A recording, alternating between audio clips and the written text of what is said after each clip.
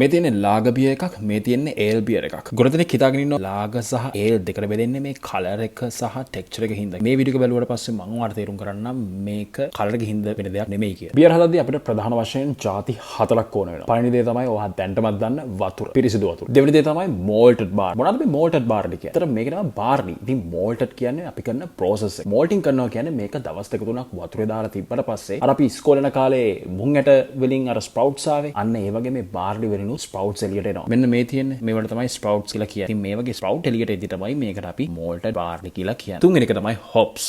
මේ තියෙන්නේ hops. මේවා තමයි hops කියලා කියන්නේ. ඉතින් අපිට වුණ අවසානම දේ yeast. yeast කියන්නේ දිලීරයක්. ඉතින් මේක සීනි කාලා හැදෙන දිලීරයක් තමයි yeast කියලා කියන්නේ. මේ අවශ්‍ය හතර තමයි අපිට ඕන වෙන්නේ beer හදන්න. මම මේ වීඩියෝ එක කරන්නේ beer හැදෙන එක ගැන කතා කරන්න නෙමෙයි. ඒ වුණාට මේ beer එක හැදෙන තැනදී තමයි මේ දෙක ale සහ lager විදියට බෙදෙන්නේ. මේ තියෙන්නේ beer හැදෙන process එක. පළවෙනිට අපි කරන්නේ mashing කියන දේ. ඊළඟ පස්සේ අපි mold කරපු දේෙන් අපි ඒ ඇට ටික අයින් කරගෙන තියරේ එළියට ගන්න. තුන්වෙනියට අපි කරනවා boiling කරන එක. ඉතින් මේක විනාඩි 90ක් 60ක් boil කරගෙන එතනින් තමයි තියෙන රසය වර්ණය මේ බියර් දියරයට එන්නේ. ඉතින් මෙතනදී මේගොල්ලෝ cool down කරනවා මේ දියරය. පස්සේ තමයි මේ fermentation එක කියන තැනට එන්නේ. ඉතින් මෙතනදී තමයි ale සහ lager කියන දේ දෙකට බෙදෙන්නේ. ale හදද්දී වෙන්නේ මේක හදන්නේ room temperature එකේදී. මේ yeast එක පැහෙන්න ගන්නේ tank එකේ උඩදී. ඒ වගේම lager වලට එද්දී මේ beer එක හදන්නේ පැහෙන්න දෙන්නේ cool temperature එකේ. ale හදද්දී මේක ඊටම කෙටි කාලෙක. මොකද ඒකට හරියන උණුසුම තියෙන හින්දා මේක ඉක්මනට කෙටි කාලයකදී මේක සම්පූර්ණයෙන්ම පැසවිලි ඉවර වෙනවා. ඒ වුණාට lager වලදී මේකේ තියෙන temperature අඩු හින්දා